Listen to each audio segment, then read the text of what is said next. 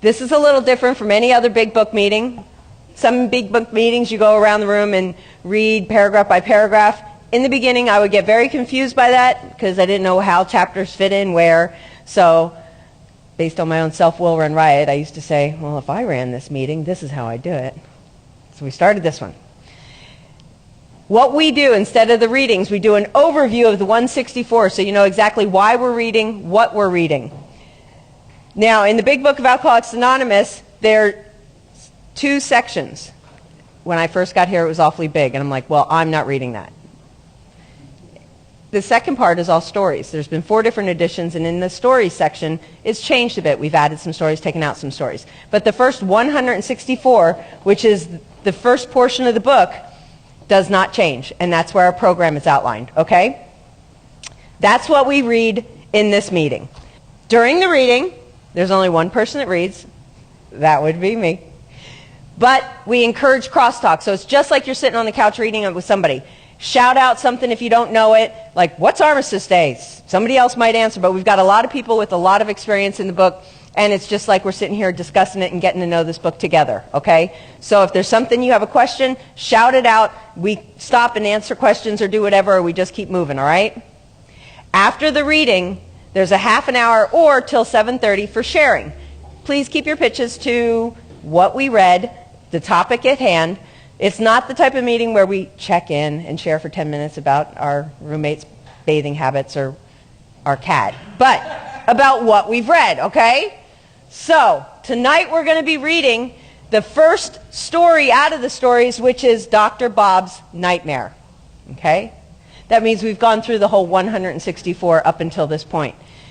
The way the big book is laid out, the 164, just as the recap and review. The preface of our book was written and came out in 1939. It starts off with, there's a strong sentiment against any radical change being made to the first 164. That means we don't change the first 164. The stories change. The 164 does not change. And we hope when you read this, you go, oh, I'm an alcoholic.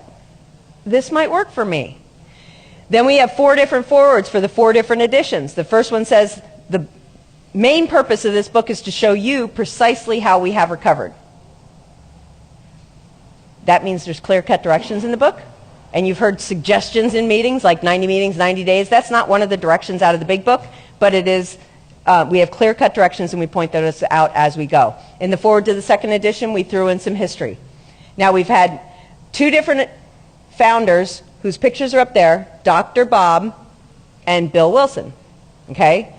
The doctor's opinion, where the big book starts, is not Dr. Bob, that's Dr. Silkworth. He's pretty much like the doctor that's down at the detox or down at the hospital, and every time we walk in, he's like, you again. Sorry, we don't have a pill that'll fix you. You've got this allergy, phenomenon of craving. No matter what we plead and say to you, nothing seems to work. But whatever these men have to say seems to work. It's a spiritual solution to your problem, okay? Then our first chapter is Bill's story. That's our first founder, Bill Wilson. He talks about crossing the line, self-knowledge, each attempt that he tried to get sober, then stealing from family, depression, and everything else until the message was carried to him and the importance of carrying it to another. And there is a solution. It's like all of us kind of chimed in 1939 and went, a lot of us felt just like Bill. If you think you're like Dr. Jekyll, Mr. Hyde, a real alcoholic, you might be one of us. Just come along for the ride. And more about alcoholism, we read it in the beginning of the meeting, a portion of it, and it starts off with, nobody likes to admit that they're physically and mentally different than their fellows, right? And then it's like in a participation meeting, we have a couple different stories in there. Fred the accountant, the jaywalker, and little things that might make you go, ooh, that's me. Up until this point, we've talked about spirituality a lot. So when we agnostics, we address that lack of power. Up until this point, if I'm sitting here going, oh, this whole spirituality thing, it's a whole chapter dedicated to don't overthink the spiritual aspect of it. Don't overthink the God thing. All by myself trying to quit this thing, I don't have the human power to stop. I lack that power. In order for me to not die of this disease like you guys haven't, something other than me, where I lack that power, a power greater than me, has to be present. If you got a God, good. If you don't worry about it. Come along for the ride. And then we move into chapter 5, how it works. Remember, in a meeting, we'll read A, B, and C. A, oh my gosh. So up until this point, we're doing steps 1 and 2, realizing I'm an alcoholic. No human power has been able to get me, I lack that power, or anybody else begging me to, has gotten me to stop. Something bigger than me is going to have to work, right? And then we do steps 3, self-will run riot, and we do an inventory. Resentments, fear, and sex. Ooh, we learned a few facts about ourselves, whether we wanted to or not. And then we went into chapter 6, into action, where we read that inventory to a sponsor. We learned about our character defects, good and bad, and we learned how to clear up the wreckage of our past, keep it clean with 10 and 11 through prayer and meditation, and checking ourselves during the day, kind of an overview of all the steps we've done so far. And then working with others is all about how we, now that we're free, introduce and put our hand out to the new person. How we say, I've done that. Grab my hand. We don't talk down. We don't criticize. We don't speak from a moral or spiritual hilltop. We carry a message of action and what we've done. And then we've got to the wives, to the family, to the employers. When we wrote this in 1939, it wasn't just alcoholics picking up the book. There were families, wives, and employers picking it up. So they had a drunk one working for them or a drunk one coming back, right? Or a family that's trying to put things back together after we've got 30 days and we think we own the world and we're often going to meetings all the time. Or to the wives, we described the 4 different types of alcoholics and the introduction to Al-Anon. And A Vision for You, Bill sums it all up, everything up until this point in the program we've worked so far. And just like at the end of a meeting, when we read A Vision for You, it says, we realize we know only little. We only had like 3, 2, and less in years and time sober. But we're basically saying, we realize we know only little. Here's our book, Don't Die. Right? Any questions so far? That's what we've read so far in the room up until this point. So then the stories always start with, if Bill's story is at the beginning, our first founder, our second founder, Dr. Bob, his story is always the first story in the stories, and that's our second founder. And that's what we're reading tonight. Any questions? Are we ready to go? Yay, yeah. Remember, if there's any questions or input, please just shout it out, okay? We're on page 165. Again, does anybody need a big book? All right. Dr. Bob's Nightmare. A co-founder of Alcoholics Anonymous, the birth of our society dates from his first day of permanent sobriety, June 10th, 1935. Does everybody know what that means? Our society dates. AA's birthday is June 10th, 1935. We didn't pick AA's birthday because we like Dr. Bob better, but it's because where 2 now are together, AA was born. Okay? To 1950, the year of his death, he carried the AA message to more than 5,000 alcoholic men and women. And to all these, he gave his medical services without thought of charge. In this prodigy of service, he was well assisted by Sister Ignatia at St. Thomas Hospital in Akron, Ohio, one of the greatest friends our fellowship will ever know. Little tidbit about Sister Ignatia, it's not set in stone, but Sister Ignatia used to give out little medallions to the alcoholics she tried to sneak in through the back door at the hospital to help. And she'd tell them, just bring this back to me if you decide to drink again. Many of them had called her and said, I have to bring it back. I'm going to drink today. And she goes, well, just bring it back tomorrow. So some say that us giving out chips in meetings, right, stemmed from Sister Ignatia and these little medallions she would give out to people. Pretty interesting, huh? There's actually a tape of Sister Ignatia talking in an AA meeting, and I think it's funny because she's got that sweet little voice, and she was saying how when we first started bringing alcoholics into the hospital, Dr. Bob came to her and wanted, can you help this guy? Because I remember him saying, I'm sure he won't be any trouble at all. Here begins Dr. Bob's story. I was born in a small New England village of about 7,000 souls. That was St. Johnsbury, Vermont. The general moral standard was, as I recall it, far above average. No beer or liquor was sold in the neighborhood except at the state liquor agency, where perhaps one might procure a pint if he could convince the agent that he really needed it. The agent or the owner. Everybody know what a state liquor store is? Yeah? Back east, we know what the state store is. That's where you buy liquor. It's kind of interesting. All right.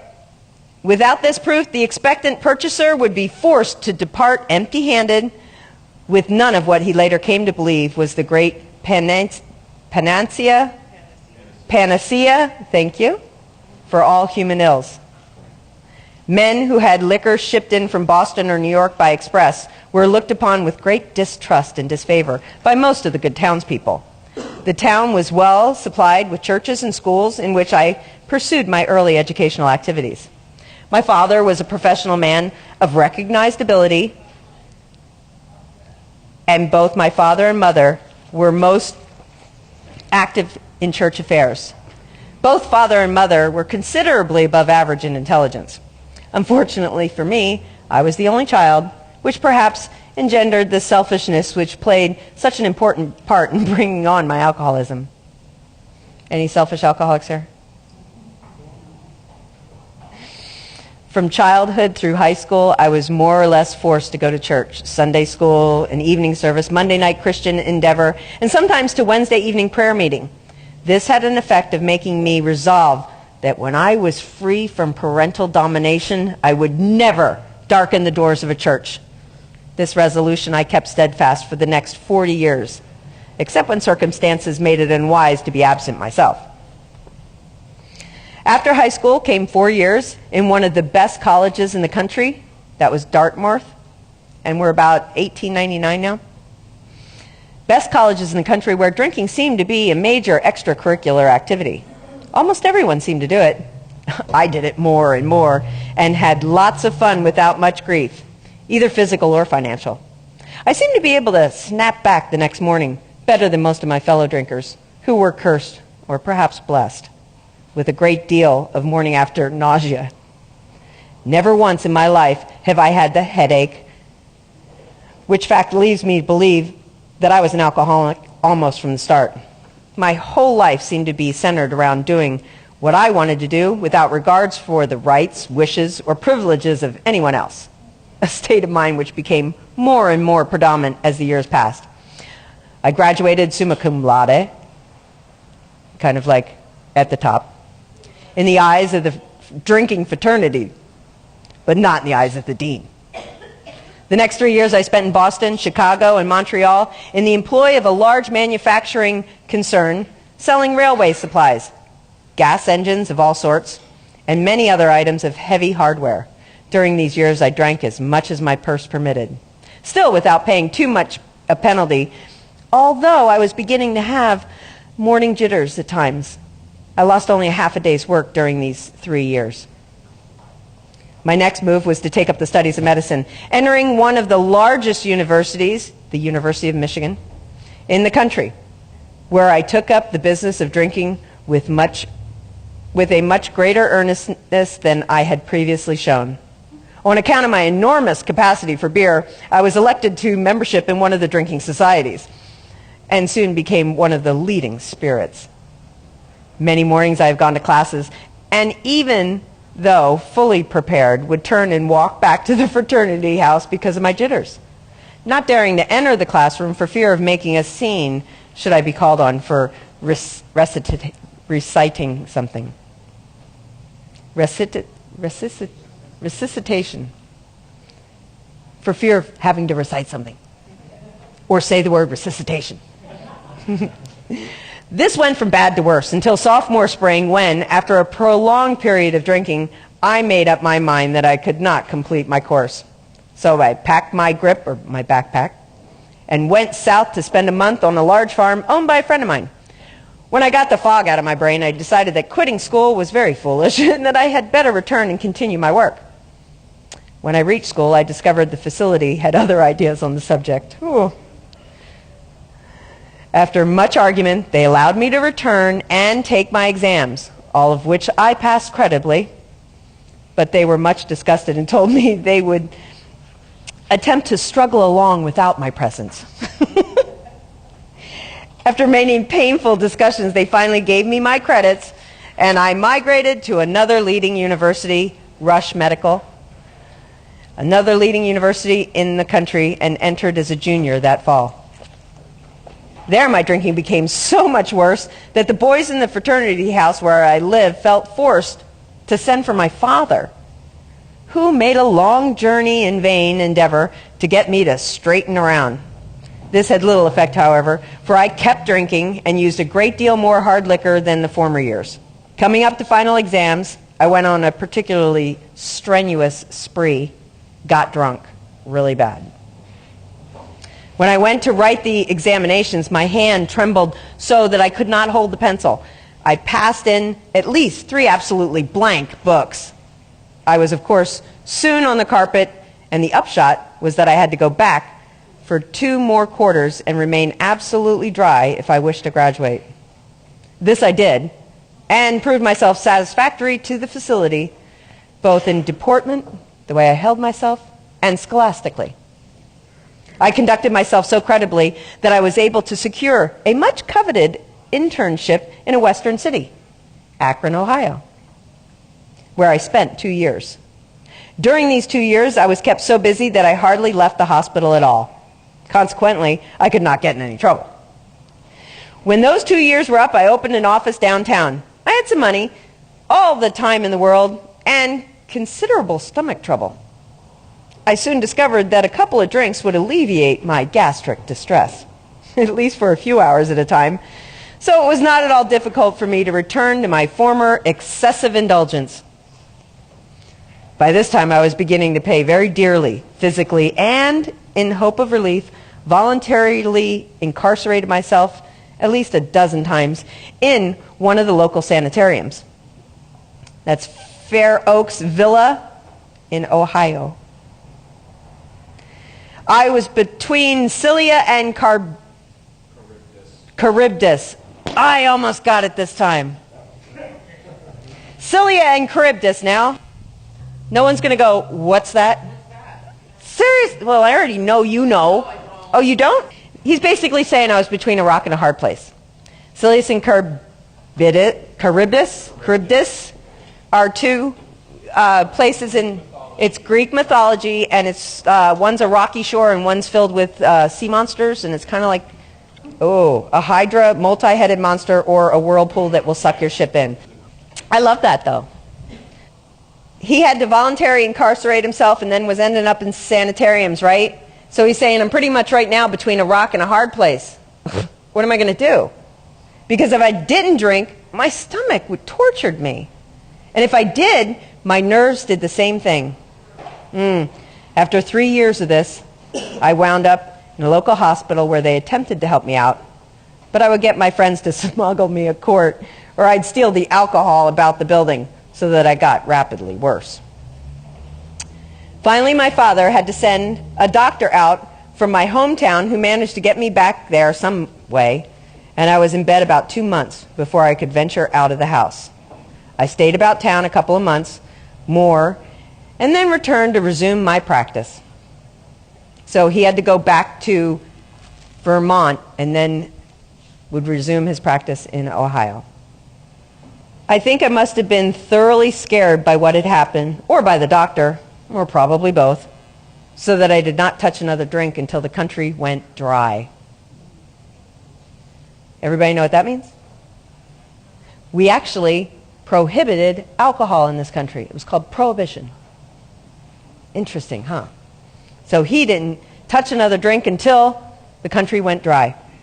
With the passing of the 18th Amendment, which is prohibition, that took effect for 13 years, I think, from 1920 till about 1933, right? With the passing of the 18th Amendment, I felt quite safe. I knew everyone would buy a few bottles or cases of liquor as their exchanges or their pocketbook permitted, and that it would soon be gone. Therefore, it would make no great difference, even if I should do some drinking. At that time, I was not aware of the almost unlimited supply the government made it possible for us doctors to obtain. Neither had I had any knowledge of the bootlegger who would soon appear on the horizon. My new best friend. I drank with moderation at first, but it took me only a relative short time to drift back into the old habits which had wound up so disastrous before. Kind of interesting, some of the things that jump out at me. Did you know Dr. Bob, during this time, would write scripts from names he found in the phone book for alcohol? Fake scripts even then. But that's how he got his alcohol. And the bootlegger who would hide it under the steps out back. Am I correct? So they dated for 17 years, and then when he was sober those 3 years, that's when he married Anne. I love that. During the next few years, I developed two distinct phobias, or fears. One was the fear of not sleeping, and the other was the fear of running out of liquor. Not being a man of means, I knew that if I did not stay sober enough to earn money, I would run out of liquor. Most of the time, therefore, I did not take the morning drink, which I craved so badly, but instead would fill up on large doses of sedatives to quiet the jitters, which distressed me terribly. Occasionally, I would yield to the morning craving, but if I did, it would be only a few hours before I would be quite unfit to work. He was a surgeon. I don't know how much surgery I could do with my hands shaking like this, or tripping over my own feet. This would lessen my chances of smuggling some home that evening, which in turn would mean a night of futile tossing around the bed, followed by a morning of unbearable jitters. During the subsequent 15 years, I had sense enough to never go to the hospital if I had been drinking, and very seldom did I receive patients. I would sometimes hide out in one of the clubs of which I was a member, and had the habit at times of registering at a hotel under a fictitious name. But my friends usually found me, and I would go home if they promised that I should not be scolded. Just don't yell at me. Don't get me in trouble. My wife was planning to go out in the afternoon. I would get a large supply of liquor and smuggle it home and hide it in the coal bin, the clothes chute, over the door jambs, over the beams in the cellars and the cracks in the cellar tile. I also made use of old trunks and chests, the old canister, and even the ash container. The water tank on the toilet I never used, because that looked too easy. I found out later my wife inspected it frequently. I used to put 8 or 12-ounce bottles of alcohol in a fur-lined glove and toss it into the back airing porch when winter days got dark enough. My bootlegger had hidden alcohol at the back steps where I could get it at my convenience. Sometimes I would bring it in my pockets, but they were inspected, and that became too risky. I used to also put it up in 4-ounce bottles and stick several in my stocking tops. This worked nicely until my wife and I went to see Wallace Berry in Tugboat Annie, a movie, after which the pant leg and the stocking racket were out. Anybody ever hide it? Hide stuff all around the house? These are not new ideas. What? What was the other thing that he used to do? Oh, do you know you can visit Dr. Bob's house and see the places in the chute and things like that where he would hide the liquor? It's kind of neat. And there's 12 steps going up to his house. I will not take space to relate all of my hospital or sanitarium experiences. During all this time, we became more or less ostracized, outcast by our friends. We could not be invited out because I would surely get tight or get drunk, and my wife dared not invite people in for the same reason. My phobia, my fear for sleeplessness, demanded that I get drunk every night, but in order to get more liquor for the next night, I had to stay sober during the day, at least up to 4 o'clock. This routine went on with few interruptions for 17 years. It was really a horrible nightmare. This earning money, getting liquor, smuggling it home, getting drunk, morning jitters, taking large doses of sedatives to make it possible for me to earn more money, so ad nauseum, on and on and on. I used to promise my wife, my friends, and my children that I would drink no more. Promises which seldom kept me sober, even through the day, though I was very sincere when I made them. When I say it, I want to believe it myself. For the benefit of those experimentally inclined, those that like to experiment or test the subject, I should mention the so-called beer experiment. When beer first came back, I thought that I was safe. I could drink all I wanted of that, it was harmless. Nobody ever got drunk on beer. So I filled the cellar full with the permission of my good wife. It was not long before I was drinking at least a case and a half a day. I put on 30 pounds of weight in about 2 months, looked like a pig, and was uncomfortable from shortness of breath. It then occurred to me that after one was all smelled up with beer, nobody could tell what I had been drinking, so I began to fortify my beer with straight alcohol. Of course, the result was very bad, and that ended the beer experiment. About the time of the beer experiment, I was thrown in with a crowd of people. He's going to talk about the Oxford group. If you remember from Bill's story, we had Ebby, who came from the Oxford group, right? And there's an Oxford group in Ohio as well. During the beer experiment, I was thrown in with a crowd of people who attracted me because of their seeming poise, health, and happiness. They spoke with great freedom from embarrassment, which I could never do, and they seemed very much at ease on all occasions and appeared very healthy. More than these attributes, they seemed to be happy. I was self-conscious and ill at ease most of the time. My health was at a breaking point, and I was thoroughly miserable. I sensed they had something I did not have, from which I might readily profit. I learned that it was something of a spiritual nature, which did not appeal to me too very much, but I thought it could do no harm. I gave the matter much time and study for the next 2.5 years, but I still got tight, drunk, every night nevertheless. I read everything I could find and talked to everyone who I thought knew anything about it. My wife became deeply interested, and it was her interest that sustained mine, though I had at no time sensed that it might be an answer to my liquor problem. How my wife kept her faith and courage during those years, I'll never know, but she did. If she had not, I know I would have been dead long ago. For some reason, we alcoholics seem to have the gift of picking out the world's finest women. Why they should be subject to the tortures we inflicted upon them, I cannot explain. So, about this time, a lady, this is Henrietta Seiberling, a friend from the Oxford group, called my wife one Saturday afternoon saying she wanted me to come over that evening to meet a friend of hers who might help me. Do you remember the story of Bill when he's pacing in the hotel? And he's thinking he's hearing the bar music, and he just went to Ohio for a business venture. Bill's now got 6 months sober and has not been able to find anyone to help, but's managed to stay sober himself. He was at a rocky state right now, and he's at the Mayflower Hotel, pacing back and forth. And he remembered he's got to help someone, but, oh, maybe a drink won't, oh, no, I can't, you know? And he decides to pick up the phone. He knows of the Oxford group in New York, so he calls somebody from the Oxford group here.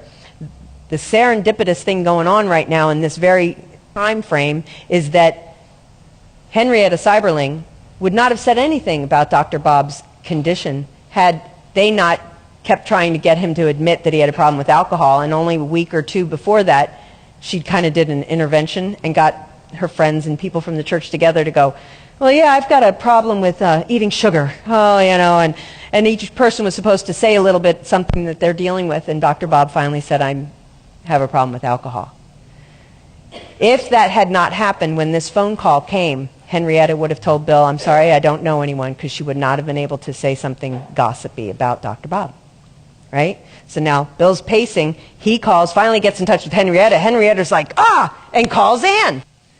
So about this time, a lady called up my wife one Saturday afternoon saying she wanted me to come over that evening and meet a friend, Bill, of hers who might help me. It was the day before Mother's Day, May 12th, 1935, and I had come home plastered, carrying a big potted plant, which I set down on the table, and forthwith went upstairs and passed out. The next day she called again, wishing to be polite, though I felt very badly. I said, let's make the call, and extracted from my wife a promise that we would not stay more than 15 minutes. We'll go, but only for 15 minutes, right? We entered her house at exactly 5 o'clock, and it was 11:15 when we left. I had a couple of shorter talks with this man, Bill, afterwards, and stopped drinking abruptly. This dry spell lasted about 3 weeks. Then I went to Atlantic City to attend several days meetings of the National Society, of which I was a member. I drank all the scotch they had on the train and bought several quarts on my way to the hotel. This was on a Sunday. I got drunk or tight that night, stayed sober Monday till after the dinner, then proceeded to get tight or drunk again. I drank all I dared at the bar, then went to my room to finish the job. Tuesday I started in the morning, getting well organized by noon. I did not want to disgrace myself, so I then checked out. Bought some more liquor on the way to the depot, the train, and had to wait some time for the train. I remember nothing from then on until I woke up at a friend's house in a town nearby home. This was Lily, Dr. Bob's receptionist, the friend, and they were in Cuyahoga Falls. These good people notified my wife, who sent my new-made friend, Bill, over to get me. He came and got me home and to bed, gave me a few drinks that night and 1 bottle of beer the next morning. He had a surgery and was a little shaky. Okay? And it was not uncommon when alcoholics, we shake because of the detox from the beer. Sugar is what we're also detoxing from, the sugar and the alcohol. So a lot of times what we would do is give peanut butter, honey, or a shot of whiskey to help steady them and get them through the day or the night or the detox, okay?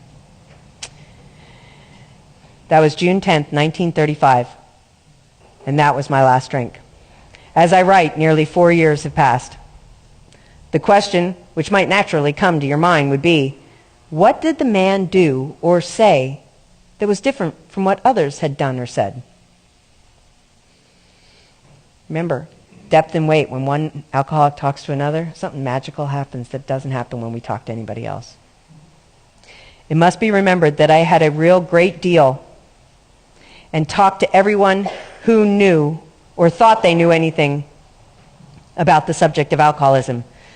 But this was a man who had experienced many years of frightful drinking, who had had most of the drunkard's experiences known to man, but who had been cured by the very means I had been trying to employ, that is to say, the spiritual approach. He gave me information about the subject of alcoholism, which undoubtedly helpful. Of far more importance was the fact that he was the first living human with whom I had ever talked who knew what he was talking about in regards to alcoholism from actual experience. In other words, he talked my language. He knew all the answers, and certainly not because he had picked them up in one of his readings. It is a most wonderful blessing to be relieved of the terrible curse with which I was afflicted. My health is good, and I have regained my self-respect and the respect of my colleagues. My home life is ideal, and my business is as good as it can be expected in these uncertain times. I spend a great deal of time passing on what I have learned to others who want and need it badly. I do it for 4 reasons. 1, a sense of duty. 2, it is a pleasure. 3, because in doing so, I'm paying my debt to the man who took time to pass it on to me. And 4, because every time I do it, I take out a little more insurance for myself against a possible slip. Unlike most of our crowd, I did not get over my craving for liquor much during the first 2.5 years of abstinence. It was almost always with me. But at no time have I been anywhere near yielding, near drinking, giving into that craving. I used to get terribly upset when I saw my friends drink, and I knew I could not. But I schooled myself to believe that though I once had that same privilege, I had abused it so frightfully that it was withdrawn, taken from me. So it doesn't behoove me to squawk about, after all. Nobody ever had to throw me down and pour liquor down my throat. If you think you're an atheist, or an agnostic, a skeptic, or of any other form of intellectual pride which keeps you from accepting what's in this book, I feel sorry for you. If you still think that you are strong enough to beat the game alone, well, that's your affair. But if you really and truly want to quit drinking liquor for good and all, and sincerely feel that you must have some help, we know that we have an answer. We have an answer for you. It never fails. If you go about it with one half the zeal that you've been in the habit of showing when you were getting another drink, your Heavenly Father will never let you down. Yeah!